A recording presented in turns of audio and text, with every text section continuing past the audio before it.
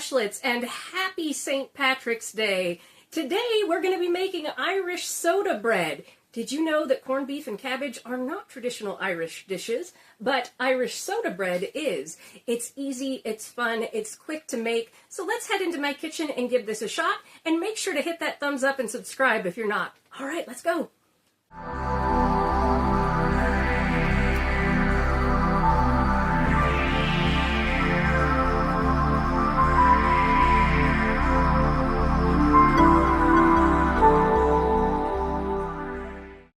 Hello and welcome to today's St. Patrick's Day edition of Noshing with Nashies, where we're going to make Irish soda bread. For that, we are going to need 4 1/4 cups of flour. We are going to need 3 tablespoons of sugar. We will need 5 tablespoons of cold butter that will be cubed up, 1 egg, which is optional, 1 cup of raisins, also optional. We will need 1 teaspoon of salt and 1 teaspoon of baking soda. And then we will need 1 3/4 cup buttermilk. And the way that I make my buttermilk is either add 1 1/2 tablespoons of vinegar or 1 1/2 tablespoons of lemon juice to regular milk. All right, let's get started. All right, the first thing that I did was go ahead and crack my egg into my 1 3/4 cup of buttermilk here. And again, like I said, it's 1 3/4 cup of milk that I added in about 2 tablespoons of vinegar too, because that's what I had. So like, you know, 1.5 tablespoons. And I just mix those together. And then we have our 4 1/4 cups of flour here. Now, to measure for this bread in particular, you want to spoon your flour into your measuring cup and then level it off because you don't want too much. So that's what we did there. And then into this, we are going to whisk our 3 tablespoons of sugar. It's not a super sweet bread, but this bread is fantastic because you can actually, if you want a quick cinnamon raisin loaf, you can add a little cinnamon to it, and it makes a quick raisin loaf. It's not traditional, but it's good. Now we've got our 1 teaspoon of sugar and our 1 teaspoon of baking soda. And behind me, my oven is preheating to 400 degrees. And you can use all sorts of different pans to bake this in, and I'll go through that when we're mixing the bread together. Just give this a zhuzh. And this is where we're going to head into kind of biscuit making territory, which is fun. So give that a whisk. And here we have 5 tablespoons of butter that's been cubed up. And if you've watched my biscuit recipes, I have my Mama's biscuits and then I have Dolly Parton's Angel biscuits, which I'll link in the description there. You'll see that I go in to mix my butter into my flour just with my hands. You can use forks, knives, a pastry cutter, whatever you want. It's perfectly fine. But I go ahead and use my hands. Just make sure your butter's super cold. And for flaky biscuits, a trick is after you do this to stick the dough in the refrigerator for just a bit to let everything re-solidify. And that makes for that beautiful flaky texture, particularly if you live in a hot and humid environment. And since this is a flour-heavy recipe, you're not going to see exactly the same kind of pea-sized crumbles that you would on a recipe that requires slightly less flour, but it's still, we want to get all of that flour coated with that fat. There's my oven ready to go. This is what gives it that beautiful texture. And I also have a little flour over to the side for putting down on my Silpat for when we're going to pat this out. This is a no-knead dough, which is fantastic. It's pretty quick. A fun bread to make.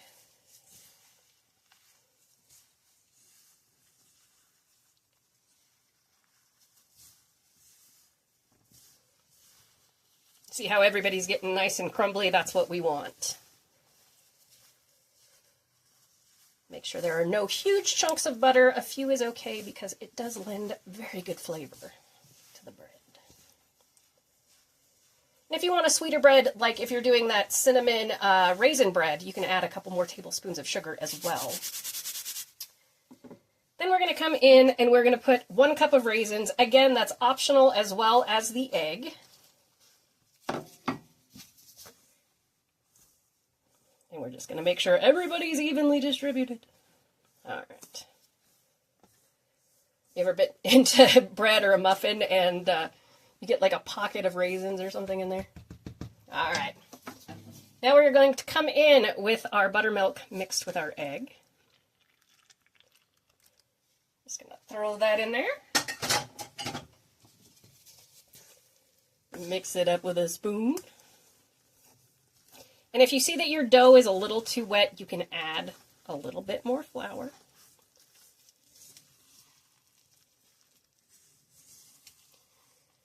We just want to get everybody nice and incorporated here.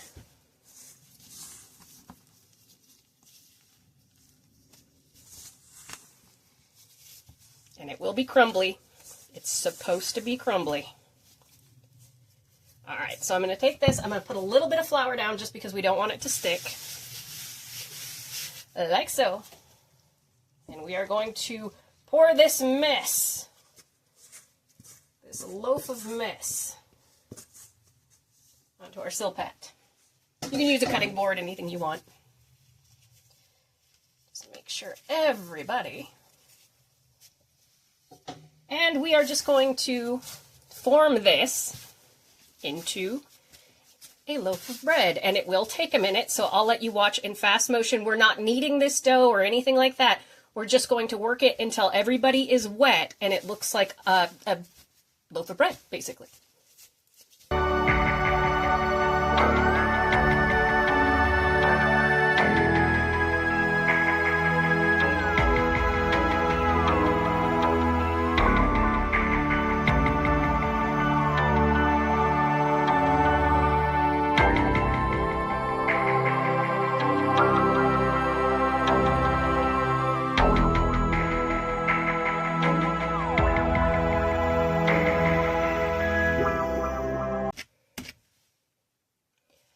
All right, you can see how with just a little bit of manipulation there, we get it into that ball form, that traditional Irish soda bread form.